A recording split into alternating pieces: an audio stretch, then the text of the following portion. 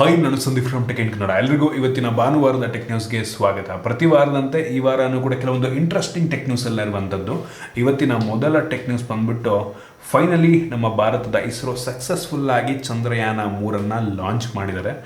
ಮುಂದಿನ 41 ದಿನಗಳ ಕಾಲ ಅದು ಟ್ರಾವೆಲ್ ಮಾಡಿ ಚಂದ್ರನನ್ನು ತಲುಪುತ್ತೆ. ಸೊ ಈ ಒಂದು ಮಿಷನ್ಗೆ ಸುಮಾರು 615 ಕೋಟಿಯಷ್ಟು ವೆಚ್ಚ ಆಗಿದೆ ಅಂತ ಆಯ್ತು. ಇದೊಂದು ದೊಡ್ಡ ಮೈಲಿಗಲ್ಲು ಅಂತಲೇ ಹೇಳ್ಬೋದು.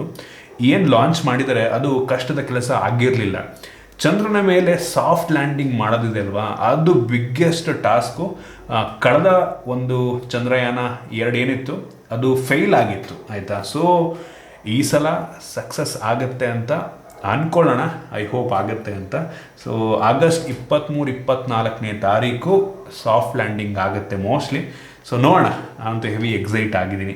ಇನ್ನು ಮುಂದಿನ ಟೆಕ್ ನ್ಯೂಸ್ ಬಂದ್ಬಿಟ್ಟು ಈಗಾಗಲೇ ನಮ್ಮ ಕನ್ನಡದಲ್ಲಿ 2 ನ್ಯೂಸ್ ಚಾನಲ್ಗಳು AI ಆ್ಯಂಕರ್ಸ್ಗಳನ್ನು ಯೂಸ್ ಮಾಡ್ತಾ ಇದ್ದಾರೆ. ಇಬ್ಬರು ಕ್ಲೈಮ್ ಮಾಡ್ತಾರೆ ನಾವು ಸೌತ್ ಏಷ್ಯಾದಲ್ಲಿ ಫಸ್ಟ್ AI ಆ್ಯಂಕರ್ನ ತೊಗೊಂಬಂದಿದ್ದು ಅಂತ. ಯಾರು ಫಸ್ಟ್ ತೊಗೊಂಬಂದ್ರು ಅಂತ ಗೊತ್ತಿಲ್ಲ, ಆದರೆ ಒಂದು ಬೇಜಾರಾಗುವಂಥ ವಿಷಯ ಅನ್ಬೇಕಾ, ಕಾಮಿಡಿ ವಿಷಯ ಅನ್ಬೇಕು ಅಂತ ಗೊತ್ತಿಲ್ಲ. ಅಲ್ಲಿ ಇರುವಂಥ ಆ್ಯಂಕರ್ಸ್ಗಳು ಖುಷಿಯಾಗಿ ಈ ಒಂದು AI ಆ್ಯಂಕರನ್ನು ಇಂಟ್ರೊಡ್ಯೂಸ್ ಮಾಡಿಕೊಡ್ತಾ ಇದ್ದಾರೆ ಖುಷಿಯಾಗಿ. ಅವ್ರಿಗೇನು ಗೊತ್ತಿಲ್ವಾ ಫ್ಯೂಚರ್ನಲ್ಲಿ ಒಂದು ದಿನ ಅವರ ಕೆಲಸವನ್ನು ಈ AI ಟೇಕ್ ಓವರ್ ಮಾಡ್ಬೋದು ಅಂತ. ನನ್ನ ಕೆಲಸವನ್ನು ಕೂಡ ಅದು ಟೇಕ್ ಓವರ್ ಮಾಡೋ ಚಾನ್ಸ್ ಇದೆ. ನ್ಯೂಸ್ ಆ್ಯಂಕರ್ಸ್ಗಳ ಕೆಲಸವನ್ನು ಕೂಡ ಟೇಕ್ ಓವರ್ ಮಾಡೋ ಚಾನ್ಸ್ ಇದೆ ಫ್ಯೂಚರಲ್ಲಿ. ಅದನ್ನು ಖುಷಿಯಾಗಿ ಏನಕ್ಕೆ ಇಂಟ್ರೊಡ್ಯೂಸ್ ಮಾಡ್ತಾ ಇದ್ದಾರೆ ಅಂತ ಗೊತ್ತಿಲ್ಲ ಆಯಿತಾ.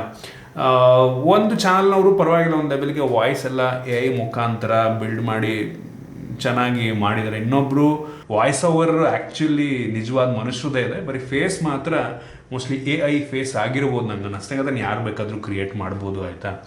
ಇನ್ನೂ ಈಗ ಅಷ್ಟೊಂದು ಅಡ್ವಾನ್ಸ್ ಆಗಿಲ್ಲ. ಫ್ಯೂಚರ್ನಲ್ಲಿ ಅಡ್ವಾನ್ಸ್ ಆಗ್ತಾ ನಮ್ಮ ಕೆಲಸಕ್ಕೆ ಕುತ್ತು ಬರುವಂಥದ್ದು ಗ್ಯಾರಂಟಿ. ಅದರಲ್ಲಿ ಖುಷಿ ವಿಷಯ ಬೇರೆ ಏನೂ ಇಲ್ಲ ಆಯಿತಾ.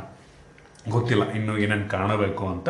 ಸೊ ಈ ರೀತಿ ವಾಯ್ಸನ್ನು ಕೊಟ್ಬಿಟ್ಟು ಫೇಸನ್ನು ಬರೀ AI ಮುಖಾಂತರ ಚೇಂಜ್ ಮಾಡುವಂಥದ್ದು ತುಂಬ ದೊಡ್ಡ ಅಚೀವ್ಮೆಂಟ್ ಏನೂ ಅಲ್ಲ ಅಂತ ನನ್ನ ಒಂದು ಅಭಿಪ್ರಾಯ. ಈ ಮನೇಲಿ ಕೂತ್ಕೊಂಡು ಎಲ್ಲರೂ ಯಾರು ಬೇಕಾದ್ರೂ ಮಾಡ್ಬೋದು. ಈಗ ಅವ್ರ ಫೋನ್ ಕ್ಯಾಮ್ರಾದಲ್ಲೇ ಒಂದು ಸ್ಟಿಕ್ಕರ್ಸ್ ಎಲ್ಲ ಏನೇನೋ ಬರುತ್ತಲ್ವ, ಆ ಮುಖಾಂತರನೇ ಆಗೋಗ್ಬಿಡುತ್ತೆ. ಈ ಇದಿತ್ತು ನೋಡಿ, ಏನು ಟಾಮ್ ಕ್ಯಾಟ್ ಅಂತ ಏನೋ ಬರುತ್ತಲ್ಲ ಆ್ಯಂಡ್ರಾಯ್ಡ್ ಫೋನ್ಗಳಲ್ಲಿ, ಅದು ಇದು ಎಲ್ಲ ಸೇಮ್ ಟೆಕ್ನಾಲಜಿ. ಅದನ್ನು ಯೂಸ್ ಮಾಡ್ತಿದ್ದಾರೆ ಅಷ್ಟೇ ಅಂತ ಕಾಣುತ್ತೆ. ನಂಗೆ ಅನ್ನಿಸ್ತಂಗೆ ಗೊತ್ತಿಲ್ಲ. ಒಟ್ಟಿಗೆ ನನ್ನ ಅಭಿಪ್ರಾಯನಪ್ಪ. ಒಟ್ಟಿಗೆ ಏನಾದ್ರು ಹೊಸದಾಗಿ ಟ್ರೈ ಮಾಡ್ತಿದ್ರೆ ಒಂದು ಖುಷಿ ವಿಷಯ. ಇನ್ನು ಮುಂದಿನ ಟೆಕ್ ನ್ಯೂಸ್ ಬಂದ್ಬಿಟ್ಟು ಬೆಂಗಳೂರಿನಲ್ಲಿ ಪೊಲೀಸರು 3 ಜನ ಕಳ್ಳರನ್ನ ಹಿಡಿದಿದ್ದಾರಂತೆ. ಸುಮಾರು 120 ಫೋನ್ಗಳು ಸಿಕ್ಕವು ಅವ್ರ ಹತ್ರ. 120 ಫೋನ್ ಕಳ್ಳರು. ಆ ಫೋನ್ ಇಟ್ಕೊಂಡು ಏನು ಮಾಡ್ತಾರೆ ಅಂತ ನಿಜವಾಗ್ಲೂ ಗೊತ್ತಿಲ್ಲ. ಅವ್ರು ಸಿಕ್ಕರೆ ಪಕ್ಕಾ ಕೇಳ್ತೀನಿ.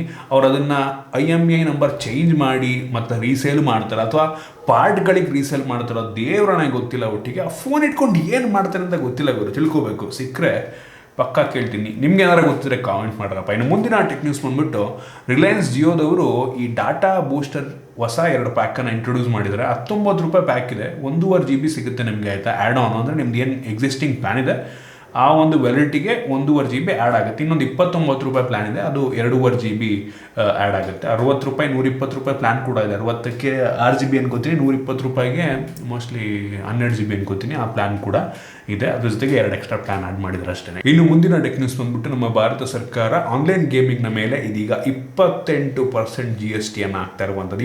28%. ಯಪ್ಪ, ಈ ಇಂಡಸ್ಟ್ರಿ ಹೆವಿ ಜಾಸ್ತಿ ಬೆಳೀತಾ ಇತ್ತು ಆನ್ಲೈನ್ ಗೇಮು. ಇದೀಗ ಹೆವಿ ಹೊಡ್ತಾ ಬಿಡುತ್ತೆ ನಂಗೆ ಅನ್ನಿಸ್ತಂಗೆ. ಎಲ್ರಿಗೂ ಕೂಡ, ಕಸ್ಟಮರ್ಗೂ ಆ ಕಡೆ ಕಂಪ್ನಿಯವ್ರಿಗೂ ಇಬ್ಬರಿಗೂ ಹೊಡ್ತಾ ಬಿಡುತ್ತೆ ಅಂತ ಕಾಣುತ್ತೆ. ಕಂಪ್ನಿಗಳು ಏನಿಲ್ಲ, ಎಲ್ಲದನ್ನು ಕಸ್ಟಮರ್ ಮೇಲೆ ಹಾಕ್ತಾರೆ, ಬಟ್ ಸ್ಟಿಲ್ ಇಬ್ಬರಿಗೂ ಹೊಡ್ತಾ ಬೀಳೋದಂತೂ ಗ್ಯಾರಂಟಿ. ನೋಡೋಣ ಏನಾಗುತ್ತೆ ಗೊತ್ತಿಲ್ಲ. ಇನ್ನು ಮುಂದಿನ ಟೆಕ್ ನ್ಯೂಸ್ ಬಂದ್ಬಿಟ್ಟು ನಮ್ಮ ಭಾರತದ Tata company Wistron ಫ್ಯಾಕ್ಟ್ರಿಯನ್ನು take over ಮಾಡಿರುವಂಥದ್ದು. ಸುಮಾರು 4,000 ಕೋಟಿಗೆ ಅಂದರೆ $600 ಮಿಲಿಯನ್ ಈ ವಿಸ್ಟನ್ ಐಫೋನ್ ಮ್ಯಾನುಫ್ಯಾಕ್ಚರ್ ಮಾಡುವಂಥ ಪ್ಲ್ಯಾಂಟ್ ಏನು ನಮ್ಮ ಬೆಂಗಳೂರಿನಲ್ಲಿತ್ತು ಅದನ್ನು ಟೇಕ್ ಓವರ್ ಮಾಡಿದ್ದಾರೆ. ಇನ್ನು ಮೇಲೆ ಟಾಟಾದವರು ಆ ಒಂದು ಕಂಪ್ನಿಯನ್ನು ನಡೆಸ್ತಾರೆ. ಟಾಟಾದವರು ಐಫೋನನ್ನು ಮ್ಯಾನುಫ್ಯಾಕ್ಚರ್ ಮಾಡ್ತಾರೆ. ಕ್ರೇಜಿ, ಇವರು ಒಂದು ಒಳ್ಳೆ ವಿಷಯ. ಇಂಡಿಯನ್ ಕಂಪ್ನಿ ಮ್ಯಾನುಫ್ಯಾಕ್ಚರ್ ಮಾಡ್ತಾ ಇದೆ ಅಂದರೆ.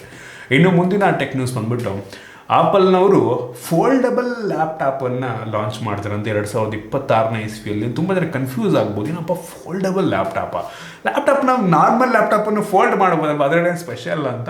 ಆ ರೀತಿಯಲ್ಲ, ಫುಲ್ಲು ಟಚ್ ಸ್ಕ್ರೀನು, ಕೀಬೋರ್ಡೇ ಇರಲ್ಲ, ಆ ರೀತಿ ಫೋಲ್ಡಬಲ್ ತೋರಿಸ್ತಾ ಇದ್ದೀನಿ ನಾನು ನಿಮಗೆ. ಈಗ ಆಲ್ರೆಡಿ ಯೇಸುಸ್ ಅವರು ಲಾಂಚ್ ಮಾಡಿದ್ದಾರೆ ಅದನ್ನು.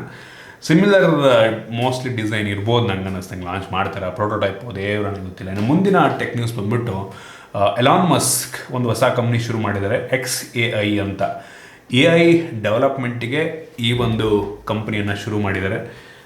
ಎಂದವಾಗ್ತಾರೋ ಗೊತ್ತಿಲ್ಲ, ಒಟ್ಟಿಗೆ ಏನಾದರೂ ಒಂದು ಮಾಡ್ತಾರೆ ನಂಗೆ ಅನ್ನಿಸ್ತಂಗೆ. ಎಲಾನ್ ಮಸ್ಕ್ ಕಂಪ್ನಿಲಿದ್ದಾನೆ ಅಂದರೆ ಏನಾದರೂ ಒಂದು ಮಾಡ್ತಾನೆ ಒಟ್ಟಿಗೆ. ಇನ್ನು ಮುಂದಿನ ಟೆಕ್ ನ್ಯೂಸ್ ಬಂದ್ಬಿಟ್ಟು ಶಾಕಿಂಗ್ ನ್ಯೂಸ್ ಗುರು. ಇನ್ಫಿನಿಕ್ಸ್ ಅವರು ನಥಿಂಗ್ ಫೋನ್ ರೀತಿ ಒಂದು ಫೋನ್ ಲಾಂಚ್ ಮಾಡ್ತಾರಂತೆ. ಕೆಲವೊಂದು ಡಿಸೈನು ಬಂದಿರುವಂಥದ್ದು ಆಯಿತಾ, ನಥಿಂಗ್ ರೀತಿ ಮೋಸ್ಟ್ಲಿ ಟ್ರಾನ್ಸ್ಪರೆಂಟ್ ಇರುತ್ತಾ ಅಥವಾ ಬರೀ ಆ LED ಕಾಪಿ ಮಾಡ್ತಾರ ಗೊತ್ತಿಲ್ಲ, ಒಟ್ಟಿಗೆ ನಥಿಂಗ್ ರೀತಿ ಒಂದು ಫೋನನ್ನು ಇನ್ಫಿನಿಕ್ಸ್ ಅವರು ಲಾಂಚ್ ಮಾಡ್ತಾರಂತೆ. Crazy news. ನಾನು ಎಕ್ಸೈಟ್ ಆಗಿದ್ದೀನಿ, ಹೆಂಗೆ ಕಾಪಿ ಮಾಡ್ತಾರೆ ಅಂತ ಮಾತ್ರ ನೋಡ್ಬೇಕು ನಾನು. ಇನ್ನು ಮುಂದಿನ ಟೆಕ್ ನ್ಯೂಸ್ ಬಂದ್ಬಿಟ್ಟು ಹಾನರ್. ಒಂದು ಕಾಲದಲ್ಲಿ ಒಳ್ಳೊಳ್ಳೆ ಫೋನನ್ನು ಲಾಂಚ್ ಮಾಡೋರು. ರೀಸೆಂಟಾಗಿ ರಿಯಲ್ಮಿಯ ಇಂಡಿಯಾ CEO ಏನಿದ್ರು ಮಾದೇವ್ ಶೇಟ್ ಅಂತ, ಸೊ ಇವರು ರಿಯಲ್ಮಿ ಬಿಟ್ಟು ಹಾನರ್ ಜಾಯ್ನ್ ಆದರು. ಸೊ ಹೊಸ್ದಾಗಿ ನಂಗೆ ಅನ್ನಿಸ್ದಂಗೆ ಮತ್ತೊಮ್ಮೆ ಹಾನರ್ನ ಬಿಲ್ಡ್ ಮಾಡ್ತಾರೆ ಅಂತ ಕಾಣುತ್ತೆ. ಒಂದು ಪೇಟೆಂಟನ್ನು ಕೂಡ ಮಾಡಿಸಿದ್ದಾರೆ, ಹಾನರ್ ಫಾರ್ ನೈಟ್ಸ್ ಅಂತ ಒಂದು ಏನೋ ಟ್ರೇಡ್ ಮಾರ್ಕ್ ರಿಜಿಸ್ಟ್ರೇಷನ್ ಮಾಡಿಸಿದ್ದಾರೆ. ಏನೋ ಒಂದು ಬರ್ತಾ ಇದೆ ಒಟ್ಟಿಗೆ ಹಾನರ್ ಕಡೆಯಿಂದ, ಸ್ಮಾರ್ಟ್ಫೋನ್ ಮತ್ತೆ ಬರಬಹುದು, ಕಾದು ನೋಡೋಣ. ಇನ್ನು ಮುಂದಿನ ಟೆಕ್ ನ್ಯೂಸ್ ಬಂದ್ಬಿಟ್ಟು OnePlus 12. ಈ ಫೋನ್ನ ಫೋಟೋಸ್ಗಳು ಲೀಕ್ ಆಗಿರುವಂಥದ್ದು. ಪೆರಿಸ್ಕೋಪಿಕ್ ಲೆನ್ಸ್ ನಮಗೆ ಅದರಲ್ಲಿ ನೋಡೋಕ್ಕೆ ಸಿಗ್ತದೆ. ಕ್ರೇಜಿ ಅಂತ ಅನ್ಬೋದು. ಪೆರಿಸ್ಕೋಪಿಕ್ ಲೆನ್ಸನ್ನು ಫೈನಲಿ OnePlus ಅವರು ತಗೊಂಬರ್ತಾ ಇದ್ದಾರೆ. ಚೆನ್ನಾಗಿದೆ, ಡಿಸೈನ್ ಸಿಮಿಲರ್ ಇದೆ ತುಂಬ. ಲಾಸ್ಟ್ iPhone 11 ಏನಿತ್ತು ಅದಕ್ಕೆ ತುಂಬ ಸಿಮಿಲರ್ ಡಿಸೈನ್ ಅಂತ ಅನ್ಬೋದು. ಒಂದು ಪೆರಿಸ್ಕೋಪಿಕ್ ಲೆನ್ಸ್ ಇದೆ, ನೋಡೋಕ್ಕೆಲ್ಲ ಚೆನ್ನಾಗಿದೆ. ನೋಡೋಣ ಲಾಂಚ್ ಆದಮೇಲೆ ಎಷ್ಟಕ್ಕೆ ಲಾಂಚ್ ಆಗುತ್ತೆ ಅಂತೆಲ್ಲ. ಇನ್ನು ಕೊನೆಯ ಟೆಕ್ ನ್ಯೂಸ್ ಬಂದ್ಬಿಟ್ಟು ನಿಮ್ಮೆಲ್ಲರಿಗೂ ಗೊತ್ತಿರ್ಬೋದು, ಫ್ಲಿಪ್ಕಾರ್ಟ್ ಮತ್ತು ಅಮೆಝಾನಲ್ಲಿ ಸೇಲ್ ಶುರುವಾಗಿದೆ. ಇದ್ರ ಬಗ್ಗೆ ಆಲ್ರೆಡಿ ಒಂದು ವಿಡಿಯೋ ಕೂಡ ಮಾಡಿದ್ದೀನಿ. ಸೊ ನೋಡಿ, ಒಳ್ಳೊಳ್ಳೆ ಡಿಸ್ಕೌಂಟ್ ಸಿಗ್ತದೆ ಪ್ರೈಮ್ ಮೆಂಬರ್ಸ್ಗಳಿಗೆ. ಸೊ ಆಫರ್ ಸಿಕ್ಕರೆ ನಿಮಗೆ ಒಂದು ರೀಸನಬಲ್ ಪ್ರೈಸಿಗೆ ಪರ್ಚೇಸ್ ಮಾಡಿ. ಸೊ ಇಷ್ಟು ಇವತ್ತಿನ ಟೆಕ್ ನ್ಯೂಸ್. ನಿಮಗೆ ಕೆಲವೊಂದು ಇಂಟ್ರೆಸ್ಟಿಂಗ್ ಟೆಕ್ ನ್ಯೂಸ್ ತಿಳ್ಕೊಳಕ್ಕೆ ಸಿಕ್ಕಿದೆ ಅಂತ ಅನ್ಕೋತೀನಿ. ಇಷ್ಟ ಆಗಿದ್ರೆ ಲೈಕ್ ಮಾಡಿ, ಶೇರ್ ಮಾಡಿ. ಈ ರೀತಿ ನಮ್ಮ ಬೇರೆ ಬೇರೆ ವೀಡಿಯೋಗಳಿರುವ ಟೆಕ್ ಇನ್ ಕನ್ನಡ ಇದು ಸಬ್ಸ್ಕ್ರೈಬ್ ಮಾಡ್ಕೊಂಡಿಲ್ಲ ಅಂದರೆ ಈಗಲೇ ಸಬ್ಸ್ಕ್ರೈಬ್ ಮಾಡ್ಕೊಳ್ಳಿ ಮತ್ತು ಬೆಲ್ ಐಕನ್ ಕೂಡ ಕ್ಲಿಕ್ ಮಾಡ್ಬೋದು. ಸಿಗೋಣ ಮುಂದಿನ ವೀಡಿಯೋದಲ್ಲಿ.